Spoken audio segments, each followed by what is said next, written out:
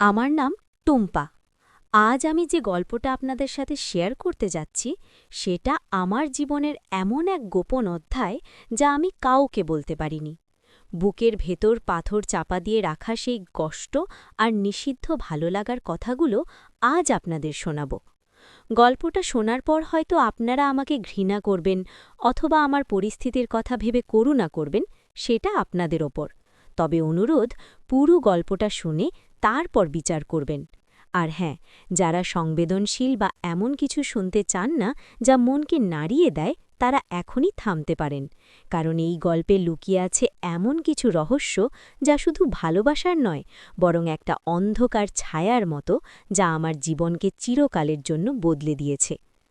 আমার জীবনের শুরুতে সবকিছু খুব সাধারণ ছিল। আমি একটা ছোট শহরে বড় হয়েছি, যেখানে বাবা মার সাথে আমার ছোট ভাই আর আমি। বাবা একটা সরকারি চাকরি করতেন, মা গৃহিণী। আমি স্কুলে ভালো পড়াশোনা করতাম, কিন্তু মনটা সব সময় স্বপ্ন দেখত একটা বড় শহরে যাওয়া, নিজের পায়ে দাঁড়ানো। কলেজ শেষ করে যখন আমি কলকাতায় চলে এলাম, তখন আমার বয়স মাত্র ২২। একটা ছোট কোম্পানিতে জব পেলাম, গ্রাফিক ডিজাইনার হিসেবে।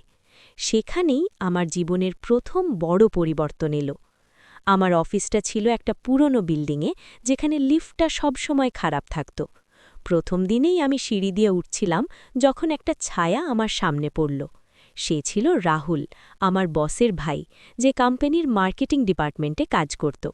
রাহুলের চোখ দুটো ছিল গভীর, যেন সেখানে লুকিয়ে আছে কোনো অজানা গল্প। সে হাসল আর বলল, নতুন এসেছ? সাবধান, এখানকার সিঁড়িগুলো কিন্তু রহস্যময়, কখন কি ঘটে যায় বলা যায় না। তার কথায় একটা দুষ্টু ইঙ্গিত ছিল, যা আমার মনে একটা অদ্ভুত অনুভূতি জাগাল। আমি হেসে উড়িয়ে দিলাম, কিন্তু সেই মুহূর্ত থেকে আমার মনটা তার দিকে আকৃষ্ট হয়ে গেল। রাহুল ছিল বিবাহিত। তার বউ মিতা ছিল আমার বসের বোনের বান্ধবী। অফিসে সবাই জানত যে রাহুলের বিয়ে হয়েছে মাত্র ২ বছর আগে, আর তারা খুব সুখী দম্পতি। কিন্তু আমি যখন রাহুলের সাথে কথা বলতাম, তখন তার চোখে একটা অস্থিরতা দেখতাম, যেন তার জীবনে কিছু একটা লুকিয়ে আছে, যা সে কাউকে বলতে পারে না। আমরা প্রজেক্টের জন্য একসাথে কাজ করতে শুরু করলাম। Late night meeting, coffee break, সব কিছুতে তার সান্নিধ্য আমাকে একটা নতুন অনুভূতি দিত। সে আমাকে বলতো তার শখের কথা, যেমন রাতের আকাশ দেখা অথবা পুরনো বই পড়া। কিন্তু তার কথায় সবসময় একটা ছায়া থাকত, যেন সে কিছু বলতে চায় কিন্তু বলে না। একদিন অফিসের পার্টিতে সবাই মিলে ডান্স করছিলাম। রাহুল আমার কাছে এসে বলল, টুম্পা, তোমার চোখে একটা রহস্য আছে, কি সেটা? আমি হেসে বললাম, আমার? তোমার তো আরও বেশি।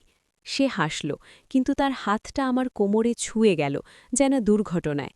সেই স্পর্শে আমার শরীরে একটা অদ্ভুত কাঁপুনি হল। সেই রাতে আমি ঘুমাতে পারিনি। মনে হচ্ছিল এটা শুধু একটা স্পর্শ নয়, বরং একটা শুরু। কিন্তু কেন? সে তো বিবাহিত, আর আমি তার সাথে এমন অনুভূতি কেন পাচ্ছি? এটা নিষিদ্ধ, এটা ভুল, কিন্তু মনটা মানছিল না। দিনগুলো কাটতে লাগল। রাহুল আমাকে মেসেজ করতে শুরু করল, প্রথমে কাজের কথা, তারপর ব্যক্তিগত। সে বলতো, মিতার সাথে আজ ঝগড়া হয়েছে, সে বুঝতে চায় না আমার মনের কথা। আমি সান্ত্বনা দিতাম, কিন্তু আমার মনে একটা দুষ্ট চিন্তা জাগত, হয়তো আমি তার মনের কথা বুঝতে পারি। একদিন সে আমাকে বলল, টুম্পা, তোমার সাথে কথা বললে মনে হয় আমি নিজেকে খুঁজে পাই। তার কথায় একটা গভীর ইঙ্গিত ছিল, যা আমার হৃদয়কে নাড়িয়ে দিল। আমরা অফিসের বাইরে মিট করতে শুরু করলাম, কফি শপে, পার্কে। সেখানে তার চোখ আমার দিকে তাকাত, যেন সে কিছু বলতে চায় কিন্তু বলে না। আমার মনে রহস্য জমতে লাগল, কি তার অতীত, কেন তার বিয়েটা সুখী নয়। এক রাতে বৃষ্টির মধ্যে আমরা একটা ছোট ক্যাফেতে বসেছিলাম। বাইরে বজ্রপাত হচ্ছিল, আর ভেতরে আমাদের মধ্যে একটা অদৃশ্য টান। সে আমার হাত ধরল আর বলল, টুম্পা, আমার জীবনে একটা গোপন কথা আছে। যদি বলি, তাহলে তুমি আমাকে ছেড়ে যাবে কি? আমি চুপ করে রইলাম, কিন্তু আমার হৃদয় দুরু দুরু করছিল। সে বলতে শুরু করল, তার অতীতে একটা ভুল ছিল। কলেজে সে একটা মেয়ের সাথে সম্পর্কে ছিল, যা তার পরিবার জানত না। সেই মেয়ে হঠাৎ করে অদৃশ্য হয়ে গেল, আর রাহুলের মনে সেই ছায়া রয়ে গেল। মিতা জানে না এটা, সে বলল, কিন্তু তোমাকে বলতে ইচ্ছে করল। তার কথায় আমি বুঝলাম, তার মনে এখনও সেই রহস্য জীবিত। কিন্তু কেন সে আমাকে বলছে? এটা কি একটা ইঙ্গিত যে সে আমার দিকে আকৃষ্ট? সেই রাতে আমরা ক্যাফে থেকে বেরিয়ে বৃষ্টিতে ভিজলাম। তার হাত আমার কাঁধে ছিল, আর আমার মনে একটা দুষ্ট অনুভূতি জাগল, যেন এই মুহূর্তটা আমাদের মধ্যে কিছু একটা শুরু করছে। বাড়ি ফিরে আমি আয়নায় নিজেকে দেখলাম। আমার চোখে একটা নতুন আলো, কিন্তু সাথে একটা ভয়। এটা কি ভালোবাসা, নাকি একটা নিষিদ্ধ খেলা? রাহুলের সাথে আমার সম্পর্কটা দিন দিন গভীর হচ্ছিল। আমরা ফোন কলে ঘণ্টার পর ঘণ্টা কথা বলতাম। সে আমাকে তার স্বপ্নের কথা বলত, আর আমি তার। কিন্তু সবসময় একটা রহস্য থাকত। তার অতীতের সেই মেয়ে কে? কেন সে অদৃশ্য হয়ে গেল? একদিন অফিসে একটা ঘটনা ঘটল, যা সবকিছু বদলে দিল। আমরা একটা প্রজেক্টের জন্য লেট নাইট কাজ করছিলাম। অফিস খালি হয়ে গিয়েছিল, শুধু আমরা দুজন। আলোটা ম্লান ছিল, আর বাইরে আবার বৃষ্টি। রাহুল আমার কাছে এসে বসল, তার চোখে একটা অদ্ভুত আলো। টুম্পা, আমি আর সহ্য করতে পারছি না, সে বলল। তার হাত আমার গালে ছুঁয়ে গেল, আর আমার শরীরে একটা তাপ ছড়িয়ে পড়ল। সেই মুহূর্তে আমরা কাছাকাছি এলাম, যেন সময় থেমে গেল। কোনো কথা হলো না, শুধু একটা নীরব বোঝাপড়া। সেই স্পর্শে আমি বুঝলাম, এটা শুধু আকর্ষণ নয়, বরং একটা গভীর বন্ধন।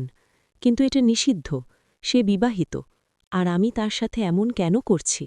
সেই রাতের পর আমাদের মধ্যে একটা গোপন সম্পর্ক শুরু হল। আমরা লুকিয়ে মিট করতাম, কথা বলতাম, কিন্তু রাহুলের মনে সেই অতীতের ছায়া রয়ে গেল। একদিন সে আমাকে বলল, সেই মেয়ে, তার নাম ছিল প্রিয়া, সে আমাকে ছেড়ে চলে গেল, কারণ আমার পরিবার তার সাথে মানায় না। কিন্তু আমি জানি না সে কোথায়। তার কথায় আমি একটা রহস্য অনুভব করলাম।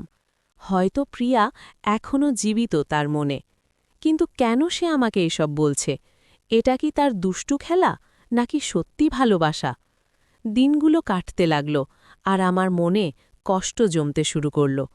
মিতা অফিসে আসত কখনো কখনো, আর আমি তাকে দেখে অপরাধবোধ অনুভব করতাম, কিন্তু রাহুলের সান্নিধ্য ছেড়ে থাকতে পারতাম না। একদিন একটা চিঠি পেলাম, অজানা ঠিকানা থেকে। তাতে লেখা ছিল, সাবধান, রাহুলের অতীত তোমাকে ধ্বংস করবে। আমি ভয় পেলাম। কে পাঠিয়েছে এটা? প্রিয়া, নাকি অন্য কেউ? রাহুলকে বললাম, কিন্তু সে উড়িয়ে দিল। কিন্তু আমার মনে রহস্য আরও গভীর হল। সেই চিঠির পর থেকে আমার মন শান্তি হারিয়ে ফেলল। প্রতি রাতে ঘুম ভাঙত, মনে হতো কেউ আমাকে দেখছে। রাহুলকে বললাম সবকিছু, কিন্তু সেই শুধু হেসে উড়িয়ে দিল। টুম্পা, এটা নিশ্চয়ই কোনো প্র্যাঙ্ক, ভয় পেও না। তার চোখে সেই দুষ্টু হাসি ছিল, যা আমাকে আগে আকর্ষণ করত, কিন্তু এখন একটা অস্বস্তি জাগাত। আমি ভাবতাম, সে কি সত্যি আমার পাশে আছে, নাকি তার মনে এখনও প্রিয়ার ছায়া ঘুরছে। দিনগুলো কাটতে লাগল, কিন্তু চিঠি আসা বন্ধ হল না। দ্বিতীয় চিঠিতে লেখা ছিল, রাহুলের সাথে দূরে থাকো, তার অতীত তোমাকে গ্রাস করবে। আমার হাত কাঁপছিল। আমি রাহুলকে জিজ্ঞেস করলাম প্রিয়ার কথা আরও বিস্তারিত। সে চুপ করে রইল অনেকক্ষণ, তারপর বলল, প্রিয়া আমাকে ভালোবাসত, কিন্তু তার পরিবার আমাদের সম্পর্ক মেনে নেয়নি। সে চলে গেল অন্য শহরে। তারপর থেকে তার কোনো খোঁজ নেই। তার গলায় একটা কষ্ট ছিল, কিন্তু সাথে একটা রহস্য, যেন সে পুরো সত্যিটা বলছে না। আমি বুঝতে পারছিলাম না কেন তার অতীত এখন আমার জীবনে ছায়া ফেলছে। আমাদের গোপন মুহূর্তগুলো তবু চলছিল। এক সন্ধ্যায় আমরা একটা ছোট হোটেলে মিলিত হয়েছিলাম, শহরের বাইরে, যেখানে কেউ আমাদের চিনত না। ঘরটা ম্লান আলোয় ভরা, বাইরে হালকা বৃষ্টি পড়ছিল।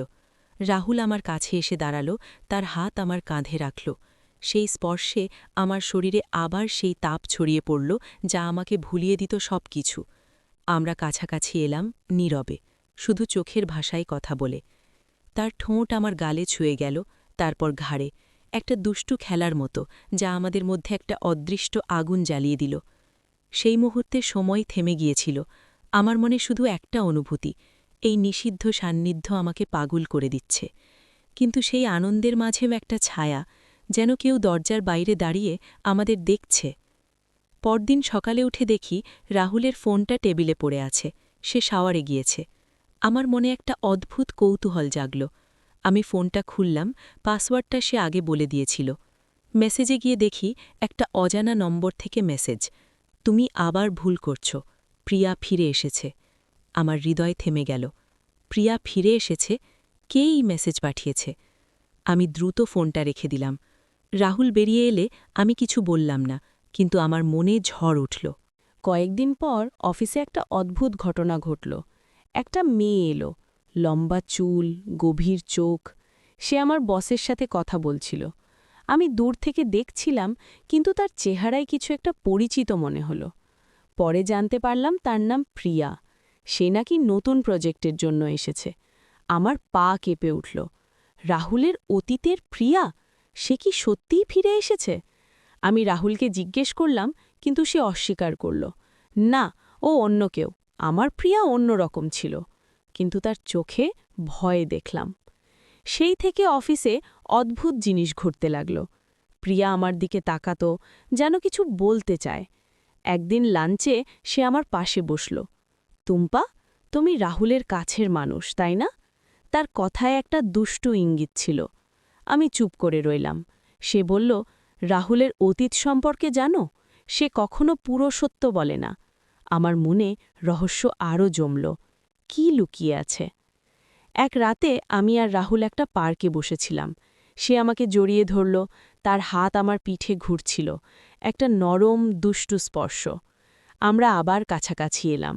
তার শ্বাস আমার কানে লাগছিল। সেই মুহূর্তে আমি ভুলে গিয়েছিলাম সব।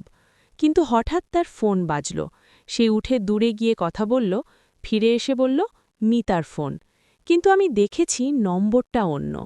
আমার সন্দেহ বাড়ল। অবশেষে সেই দিন এলো যা সব কিছু বদলে দিল। এক সন্ধ্যায় আমি রাহুলের বাড়ির কাছে গিয়েছিলাম। সে বলেছিল মিতা শহরের বাইরে। কিন্তু দরজা খুলতেই দেখি প্রিয়া দাঁড়িয়ে। তুমি? আমি অবাক। সে হাসল। আসো ভেতরে, রাহুল এক্ষুনি আসবে। ভেতরে গিয়ে দেখি দেয়ালে ছবি, রাহুল আর প্রিয়ার বিয়ের ছবি। আমার মাথা ঘুরে গেল। প্রিয়া বলল, আমিই মিতা। আমার আসল নাম প্রিয়া, কিন্তু বিয়ের পর সবাই মিতা বলে ডাকে। রাহুলের অতীতের প্রিয়া আমি। সে কখনো তোমাকে পুরো সত্য বলেনি। সব কিছু পরিষ্কার হয়ে গেল। চিঠিগুলো প্রিয়া না মিতা পাঠিয়েছিল। সে জানত আমাদের সম্পর্কের কথা। সে বলল, আমি তোমাকে সাবধান করতে চেয়েছিলাম। রাহুল এমনই, সে ভালোবাসে কিন্তু পুরোপুরি কারো হয় না। তার মনে সবসময় একটা খেলা চলে। আমার চোখে জল এলো। আমি বুঝলাম আমাদের সেই গোপন মুহূর্তগুলো, সেই দুষ্টু স্পর্শ, সেই নীরব বোঝাপড়া, সব কিছু একটা মায়া ছিল। রাহুল এসে পড়ল। দেখে অবাক, কিন্তু সে কিছু বলার আগেই আমি চলে গেলাম। সেই দিনের পর আমি চাকরি ছেড়ে দিলাম। কলকাতা ছেড়ে চলে এলাম অন্য শহরে। বুকের ভেতর সেই কষ্ট আর নিষিদ্ধ স্মৃতি চাপা দিয়ে রাখলাম। আজও কখনো বৃষ্টি পড়লে মনে পড়ে সেই মুহূর্তগুলো, সেই তাপ, সেই স্পর্শ, সেই রহস্য। কিন্তু আমি জানি এটা একটা ভুল ছিল। রাহুলের সাথে যা হয়েছে সেটা ভালোবাসা নয়, বরং একটা অন্ধকার খেলা। আমি নিজেকে ক্ষমা করতে শিখেছি, কিন্তু ভুলতে পারিনি। আপনারা হয়তো আমাকে দোষ দেবেন, কিন্তু আমি শুধু একটা সাধারণ মেয়ে, যে একটা রহস্যের জালে পড়ে গিয়েছিল। গল্পটা এখানেই শেষ।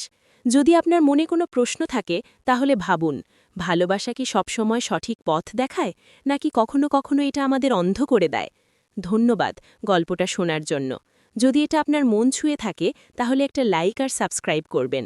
পরের গল্পে আবার দেখা হবে।